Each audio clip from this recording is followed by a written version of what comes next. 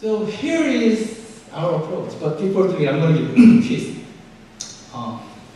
If you get this answer, there's a free prize. Okay. What's the largest business organization in US in the world in terms of the number of employees? Walmart. Bingo, but you need to have another answer.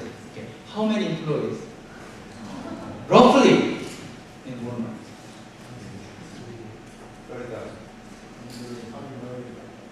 100. That's too much.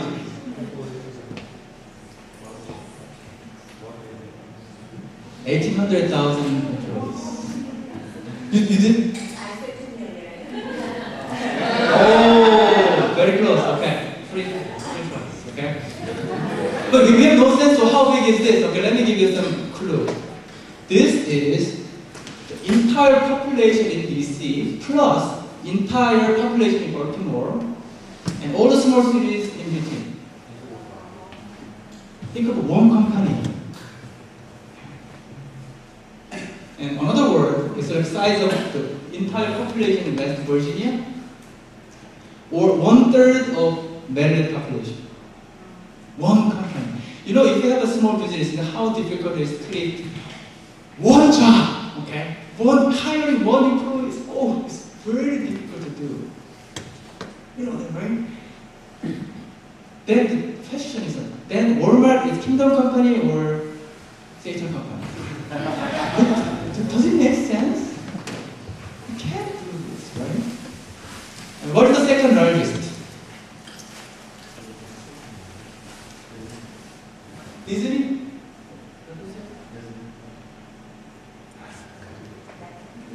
A lot of people US Postal Service.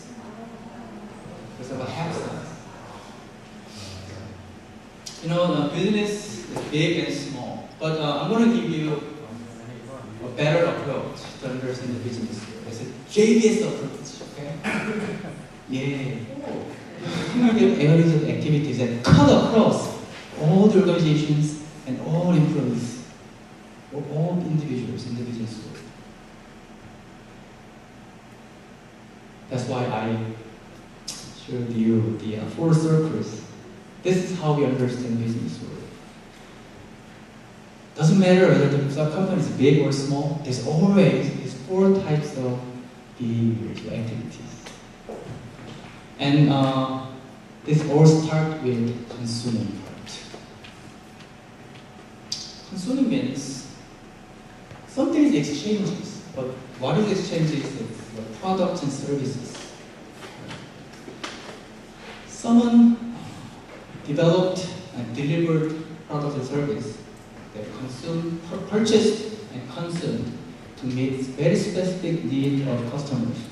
You know, the difference between business and non-business is the starting point is different. In the past, all the starting point is what you have. What do I have? And then you start from there. The business goes the other way around. The question becomes that they don't care what you have. The starting point is what they want. And start from there. So every business, whether small or big, they are all aimed to meet specific needs of customers. For example, your village, there's no dry cleaning service. So everyone drive 5 miles to have the service. Oh, you find a need, right? Okay, I'm going to start a dry cleaning shop here. Then you can meet the specific need in your village. That's how you start a business. So there's a product developed and consumed. That's the starting point. You know what? That's what the foundation of business is serving. More specifically, it's meeting people's need. And profit is simply a reward for serving well. But people do it the other way around, right? So business starts from consumption, consuming. It starts with specific need of customers. And then when there's a product and a service development idea, that somebody has to invest on that idea or business product. That's called investing. What is exchanges is financial resources.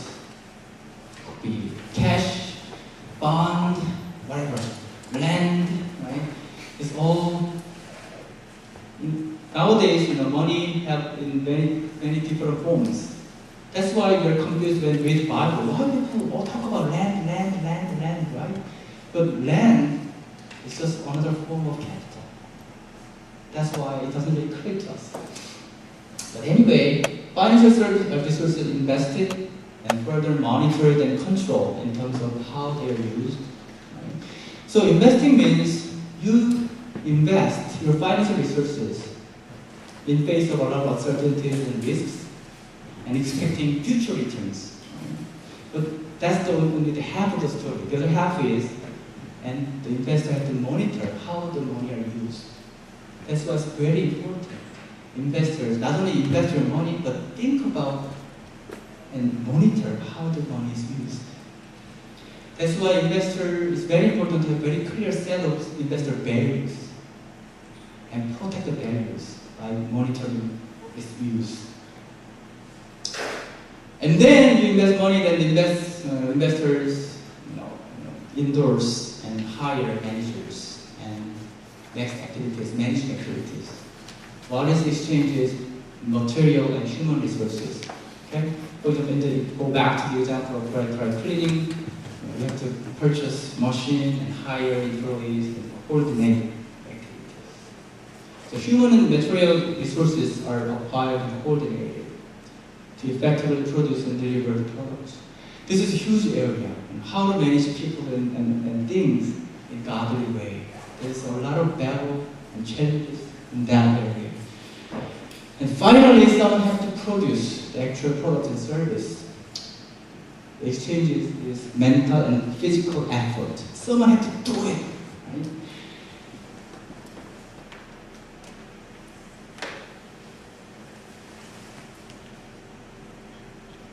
Even though it looks small, it doesn't mean it's minimal, but it's like the largest part.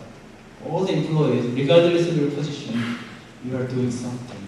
You are transforming raw material, even the information, whatever, to create values. This is where actually the value is created in business world.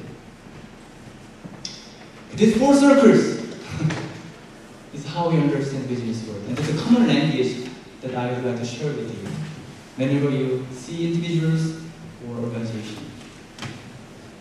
To give you more complete picture, actually, there's a technological environment. It's always interacting with business activities. There's a basic science. The ultimate destination of basic science is called technology. And technology, in many ways, benefits human beings. Sometimes it devastates the existing companies. Right? You remember the digital imaging technology came out. What happened to Kodak and the film-based photo industry? It's like they had to start all over again. It's a serious threat to them, but they did it.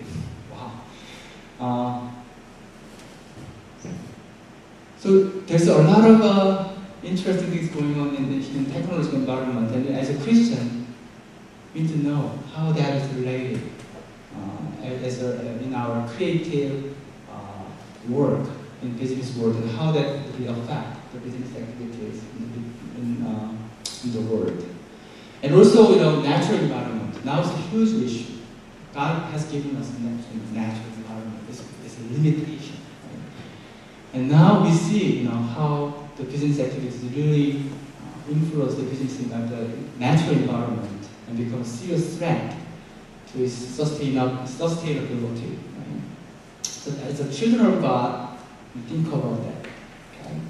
And there's a political environment and cultural environment always. As a local, political and cultural environment is very important. Always business activities have to impact with them. These two environments are especially important for business as a mission when you operate in foreign countries and different cultures. So these are the business world that we understand.